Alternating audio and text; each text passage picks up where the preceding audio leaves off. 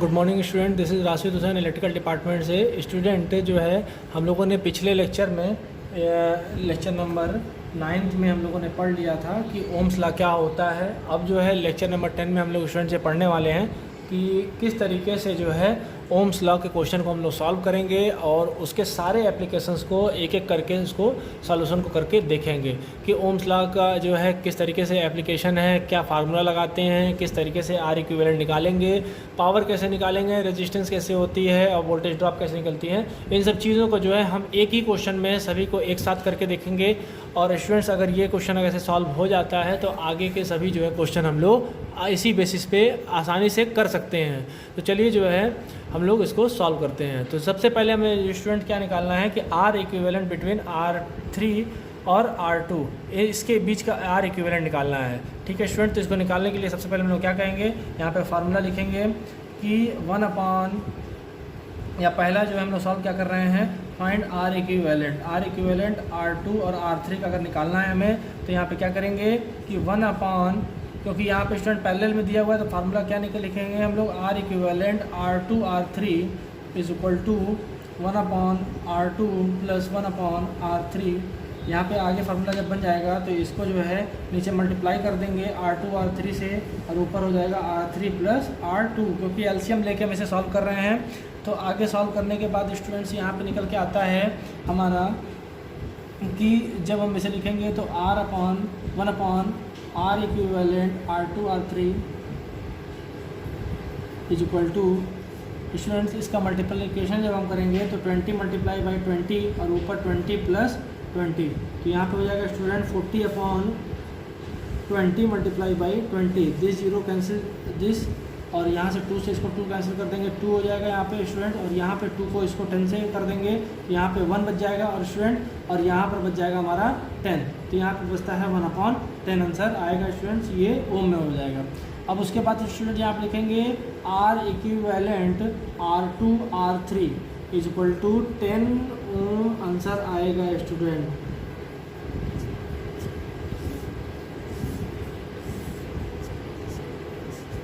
ठीक है स्टूडेंट, इसको जो है हम लोग इस तरीके से सॉल्व कर लेंगे जैसे कि यहाँ पे सॉल्व किया गया। क्योंकि यहाँ पे 1/R इक्विवेलेंट में दिया है तो यहाँ पे सिर्फ आर इक्विवेलेंट हम लोग लिखेंगे बिल्कुल सिंपलेस्ट फॉर्म में, तो यहाँ पे 10 ओम इन दोनों के बीच में आ जाता है स्टूडेंट। तो ये एक चीज़ का जो है आप लोग सॉल्व कर लीजिए या फिर स्क्रीनशॉट ले लीजिए जिससे कि हम लोग आगे वाला क्वेश्चन को सॉल्व कर सकें। अगला क्वेश्चन स्टूडेंट जो है हमारा दूसरा है, वो पूछ रहा है कि R equivalent find R equivalent between A and B.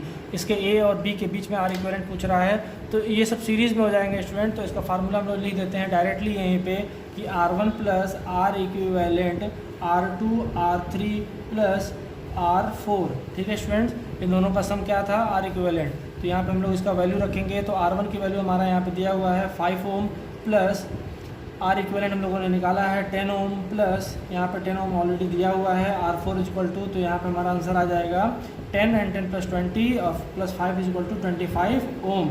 यहाँ पे हमारा इसका आंसर आ जाता है कि R equivalent between A and B की वैल्यू क्या होती है। इस चीज़ को आप लोग इसको नोट कर लें जल्दी से। तो ये हमारा दूसरा भी सॉल्व हो गया है, तो यहाँ पे हम लोग इसको लिखते भी चलें हाथ से हाथ कि जो है आंसर क्या आता है इसका। तो यहाँ पे हमारा कितना हो रहा है 10 ओम और यहाँ पे हमारी कितनी आ रही है 25 ओम। ठीक है, अब अगला जो है हमें सॉल्व क्या करना है, वो वैल्यू ऑफ द करंट निकालना है। करंट की वैल्यू हम किस तरीके से निकालेंगे, तो चलिए जो है अब आगे हम लोग सॉल्व करते हैं। तो अब स्टूडेंट तीसरा जब हम सॉल्व करेंगे यहाँ पे, तो तीसरा सॉल्व करने के लिए हमें वैल्यू ऑफ करंट निकालना है। तो यहाँ लिखेंगे value of I is equal to question mark दिया हुआ है, तो इसको क्वेश्चन कैसे निकालेंगे। तो हम लोगों ने ओम्स लॉ पढ़ा है, तो ओम्स लॉ क्या कहता है, ohm's law is equal to I is equal to V/R। स्टूडेंट ये हम लोगों ने केस नंबर 2 पढ़ा था पिछले लेक्चर में जब हम लोग ओम्स लॉ पढ़ रहे थे, तो 3 फार्मूले लिखे थे उस जगह पे। तो ये जो है दूसरा केस है जब आई हमको निकालना था तो V/R का फार्मूला लगा रहे थे। तो यहाँ पे V क्या है, तो लिखेंगे यहाँ पे where as V is equal to voltage, R is equal to resistance, और ये रेजिस्टेंस कौन सा है, इक्विवेलेंट रेजिस्टेंस है।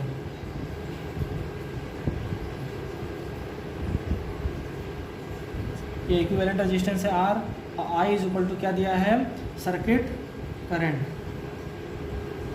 ठीक है स्टूडेंट, तो इसको सॉल्यूशन कैसे करेंगे, तो यहाँ पर लिखना होगा I is equal to V, student हमारा दिया हुआ है तो लिखेंगे भी यहाँ पे ऐसे लिख सकते हैं जिससे सहूलियत हो जाए। V is equal to 100 ohm 100 volt, और R is equal to student हम लोगों ने निकाला कितना है 25, क्योंकि ये इक्विवेलेंट पूरा निकाल रहा है तो 25 ओम। तो यहाँ पे लिखेंगे हम लोग 100/25, इसको कैंसिल आउट कर देंगे तो यहाँ पे कितना आ जाएगा 4 एम्पियर। या इसको हम लोग जो है ऐसे भी लिख सकते हैं 4 AMP। ठीक है स्टूडेंट्स, ये हो गया value I is equal to 4 ampere. ठीक है, तो ये हम लोगों ने जो है तीसरा पॉइंट लिख लिया है 4 एम्पियर। अब अगला स्टूडेंट हम लोगों को निकालना है कि पावर ऑफ द सर्किट, कितना ये पावर डिसिपिएट कर रहा है। तो यहाँ पर पावर का फार्मूला जो है हमें देखना पड़ेगा, तो जिससे कि आप लोग इस चीज़ का स्क्रीनशॉट ले लें जिससे हम लोग आगे सॉल्व करें। स्टूडेंट अब पावर की बात आती है तो पावर में हम लोगों ने जो है दूसरे लेक्चर में हम लोगों ने बेसिक इलेक्ट्रिकल इंजीनियरिंग में पढ़ा था कि पावर को फार्मूला हम लोग कैसे निकालते थे। वहाँ पे 3 फार्मूला हम लोगों ने पावर का देखा था कि जो है P is equal to capital P is equal to V into I, और दूसरे बात दिया था P is equal to student V square by R, और स्टूडेंट फिर P इज इक्वल टू दिया था I स्क्वायर R। ये 3 फार्मूला स्टूडेंट हम लोगों ने मिला था यहाँ पे, ये हमारा 1, ये हमारा 2 और ये हमारा 3। अब स्टूडेंट यहाँ पे हमें देखना है कि हमें कौन सी चीज़ आसानी से मिल सकती है और कौन सी चीज़ हमें निकाल लिया है जिससे कि हम अप्लाई करके निकाल सकते हैं। तो ये तीनों फार्मूला जो है इसमें हम एप्लीकेबल करके देखेंगे कि सभी की वैल्यू सेम आती है कि नहीं आती है, और उसके बाद जो है इस फार्मूले को हम लोग जो है सेटिस्फाइड कर लेंगे इसी एग्जांपल में कि क्या हम लोगों ने जो फार्मूला लिखा है वो सही है कि नहीं सही है, या वैल्यू जो हम निकाल रहे हैं वो सही है कि नहीं, सेटिस्फाइड कर लेंगे अपने आप को। तो चलिए सबसे पहले हम लोग जो है इस चीज़ को सॉल्व करते हैं। तो सिर्फ जब इसको सॉल्व करेंगे तो यहाँ पे फार्मूला हम लोग क्या रखेंगे V इंटू आई। तो V इंटू आई में देखा जाए तो V यहाँ पे दिया हुआ है 100 दिया हुआ है, मल्टीप्लाई बाई I दिया हुआ है, तो I इतना हमारा क्या हो जाएगा 4 हो जाएगा, क्योंकि यहाँ पे 4 एम्पियर लिखा हुआ है। तो यहाँ पे पावर हमारा कितना हो जाएगा स्टूडेंट 400 वाट, क्योंकि हम लोग यूनिट क्या लिखते हैं इसकी, यूनिट इज इक्वल टू वाट में होता है ये हमारा पावर। ठीक है, अब आगे थोड़ा इसका देख लिया जाए कि ये हमारा जो है 400 वाट यहाँ पे निकाला गया है, क्या इसके इस फार्मूले के हिसाब से आता है कि नहीं आता है। तो V यहाँ पे 100 का स्क्वायर होगा 100 मल्टीप्लाई बाई 100 अपॉन में R दिया हुआ है, तो R इक्विवेलेंट दिया हुआ है, तो R इक्विवेलेंट हमारा A और B का कितना है 25। तो 25 अगर होगा तो यहाँ से इसको ऐसे कैंसिल आउट कर देंगे, तो दिस इज़ 4, और again 4 multiply by 100 is equal to 400 watt. Students ये हमारा हो जाता है इस तरीके से। अब आगे थोड़ा हम सॉल्व करते हैं इस वाले अगर फार्मूले से। तो I स्क्वायर R, तो I हमारा क्या दिया है स्टूडेंट 4 दिया हुआ है, तो 4 मल्टीप्लाई बाई 4, क्योंकि 4 का square multiply by 25। R equivalent निकालना है तो R इक्विवेलेंट 25 दिया हुआ है। अब इसको सॉल्व करेंगे तो 16 मल्टीप्लाई बाई 25, अगेन आंसर यहाँ पे आता है हमारा 400 वाट। तो अब यहाँ पे हम लोग जो है हर तरीके से सेटिस्फाइड भी हो चुके हैं कि by using all the 3 types of formulas of power we can derive or we can find the value of power, and their value are the same at every points by using these formulas। Okay students, तो हम तीनों formula इस्तेमाल करने के बाद 400 वाट ही ले आ रहे हैं, तो यहाँ पे हम लोग लिख देते हैं कि 400 वाट। इस सर्किट की पूरी जो है पावर कितनी हो रही है, तो 400 वाट हो रही है। अब स्टूडेंट्स बात आ रही है कि अब हमें वोल्टेज ड्रॉप निकालना है कि इसके बीच में वोल्टेज ड्रॉप कितना है, इसके बीच वोल्टेज ड्रॉप कितना है, और इसके बीच वोल्टेज ड्रॉप कितना है। तो इसका जल्दी से आप लोग जो है स्क्रीनशॉट ले लें, जिससे कि हम लोग जो है यहाँ पे वोल्टेज ड्रॉप निकाल सकें और आगे पढ़ सकें। स्टूडेंट अब क्या है कि जो है हमें वोल्टेज ड्रॉप निकालना है, अगला क्वेश्चन सॉल्व करना है यहाँ पे, तो इसको लिख लेते हैं यहाँ पे। तो चलिए 5th वन हमारा हो जाएगा वोल्टेज ड्रॉप।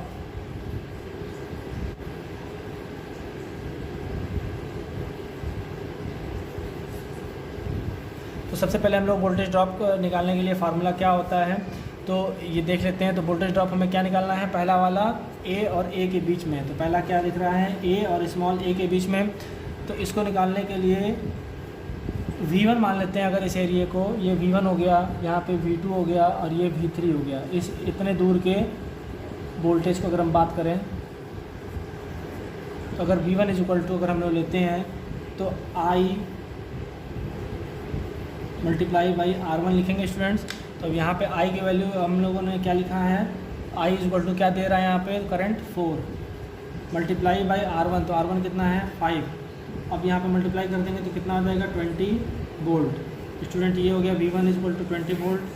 अब बात आती है स्टूडेंट दूसरा हम लोग क्या निकाल रहे थे, तो दूसरा ये निकल रहा है कि A और B यानी A स्मॉल और स्मॉल b के बीच में निकालना है। इसको हम लोग लिख रहे थे V2 से, तो V2 इज इक्वल टू हमारा फार्मूला बन रहा था I multiply by R equivalent R2 R3, क्योंकि स्टूडेंट जो है यहाँ पे जो करंट फ्लो होगी वो इन दोनों में बढ़ जाएगी। यहाँ पे बढ़ने से क्या हो जाएगा, देखिए स्टूडेंट, जो करंट यहाँ पे I आ रही थी वो I यहाँ पे भी आएगी, लेकिन यहाँ पे बटेगा कैसे स्टूडेंट्स, I1 और ये I2 में, ये I1 और I2 में बढ़ जाएगा। और अगेन जब यहाँ पे निकल के आएगा तो वो I में बन जाएगा। यहाँ पे सिर्फ हमें I1 I2 की वैल्यू पता नहीं है, लेकिन I की वैल्यू पता है। तो I और I इसके बीच का जो वोल्टेज ड्रॉप अगर हमें निकालना है तो फार्मूले में सीधे हम लोग I की वैल्यू रखेंगे और इन दोनों को पैरेलली जो है जोड़कर इक्विवेलेंट निकाल लेंगे। तो इक्विवेलेंट निकालने के बाद स्टूडेंट जो है फार्मूला बन जाता है हमारा, देखिए यहाँ पर कि I दिया है 4 मल्टीप्लाई बाई R इक्विवेलेंट का फार्मूला हम लोग को निकाल दिए थे यहाँ पे, तो 10 हो रहा था। तो यहाँ पे हम लोग लिखेंगे इस तरीके से, तो यहाँ पे 40 वोल्ट का ड्रॉप हमारा V2 है। और यहाँ पे तीसरा पॉइंट हम लोग लिख लेते हैं,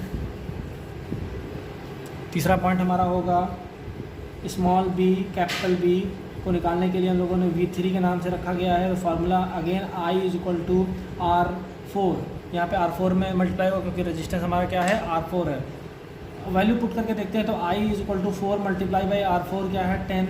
यहाँ पे हम लोग जो मल्टीप्लाई करेंगे तो कितना आ जाएगा 40 वोल्ट यहाँ पे हो गया हमारा। अब स्टूडेंट जो है यहाँ पे V1 V2 V3 की वैल्यू निकल चुकी है।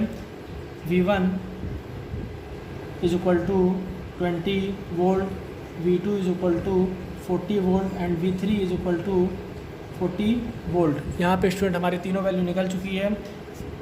जब हम लोग कॉन्सेप्ट पढ़ रहे थे तो उस जगह पे हम लोगों ने देखा था कि VT इज इक्वल टू हम लोग लिख रहे थे V1 plus V2 plus V3, ठीक है। तो यहाँ पे जब हम निकाल के देखेंगे तो VT इज इक्वल टू क्या हो रहा था, तो ये देखेंगे कि 20 प्लस 40 प्लस 40, यहाँ पे वैल्यू इसकी रख दी। अब यहाँ पे VT क्या था, यहाँ पे VT दिया हुआ है 100 वोल्ट, और यहाँ पे जब जोड़ देंगे इनको तो देखा जाएगा 40 plus 40 is equal to 80, 80 plus 20 is equal to 100 volt. तो यहाँ पे बराबर, तो इसको लिखेंगे LHS बराबर RHS।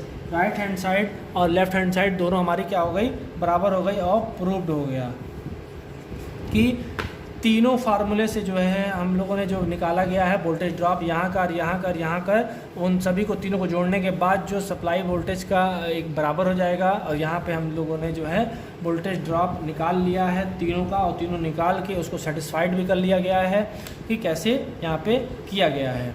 स्टूडेंट जल्दी से जो है आप लोग इस चीज़ का भी जो है स्क्रीनशॉट ले लें।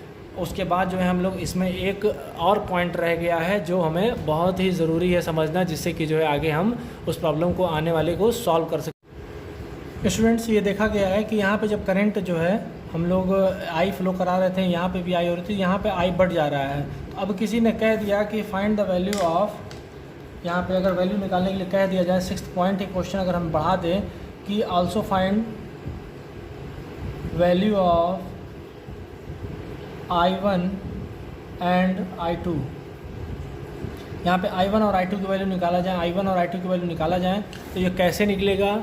तो इसको सॉल्व करने के लिए जो है हम लोग 6th पॉइंट को यहाँ पे लिख लेते हैं कि I1 और I2 कैसे निकलेगा। तो I1 और I2 निकालने के लिए स्टूडेंट इस जगह पर जो है हम लोग एक रूल अप्लाई करेंगे और उस रूल का नाम है current division rule. Current division rule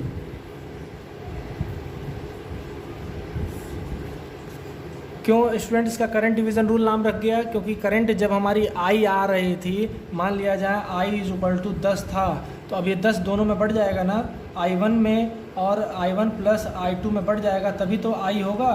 तो अब यहाँ पे जो है अगर ये 10 एम्पियर था यहाँ पर, तो यहाँ पे कोई ऐसी वैल्यू I1 और I2 की सम में निकालेंगे। तो अब इसकी वैल्यू और इसकी वैल्यू अगर निकालनी हो तो हम कैसे निकालेंगे?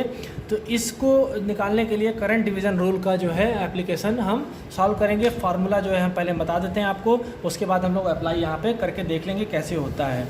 तो चलिए जो है हम लोग इसको जल्दी से सॉल्व कर लेते हैं। तो यहाँ पे लिखेंगे सबसे पहले करंट डिवीज़न रूल,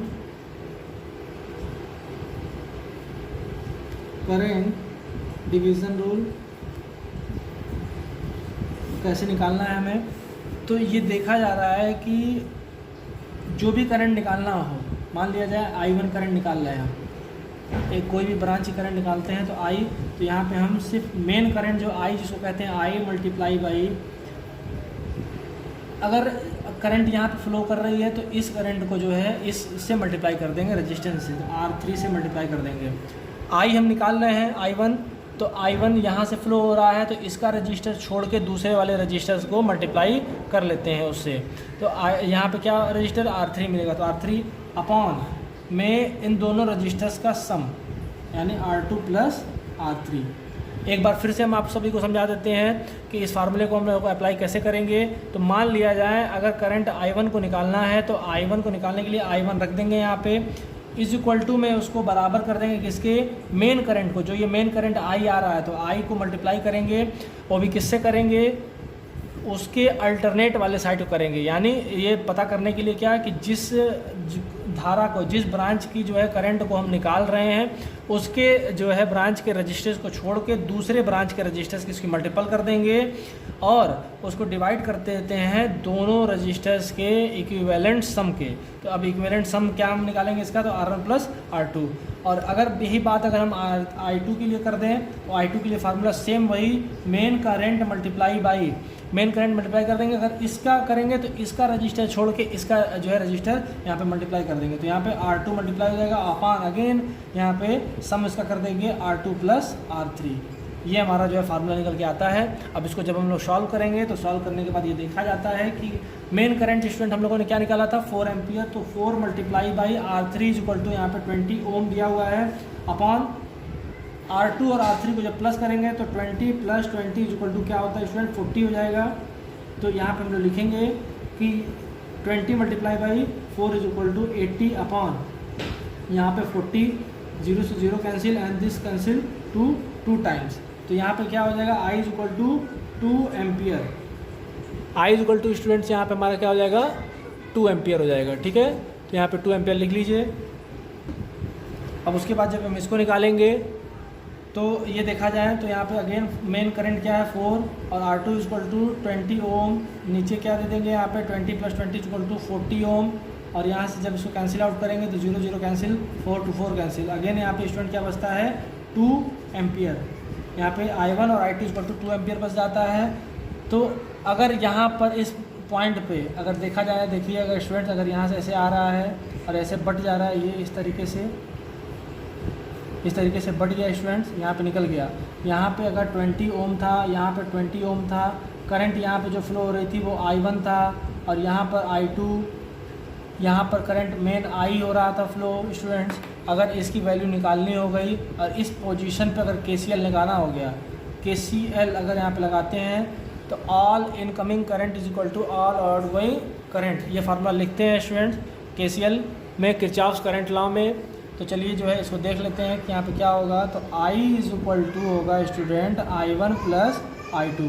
ठीक है, I1 प्लस I2 होगा। तो I इज इक्वल टू क्या था 4 और I1 क्या दिया है स्टूडेंट, यहाँ पे हम लोग निकाले हैं तो 2 एम्पियर निकाले हैं, plus I2 is equal to student यहाँ पे 2 एम्पियर निकाले हैं तो 2 एम्पियर। अगेन यहाँ पे 4 इज इक्वल टू 4 बराबर दे दिया गया है। तो hence prove LHS is equal to RHS।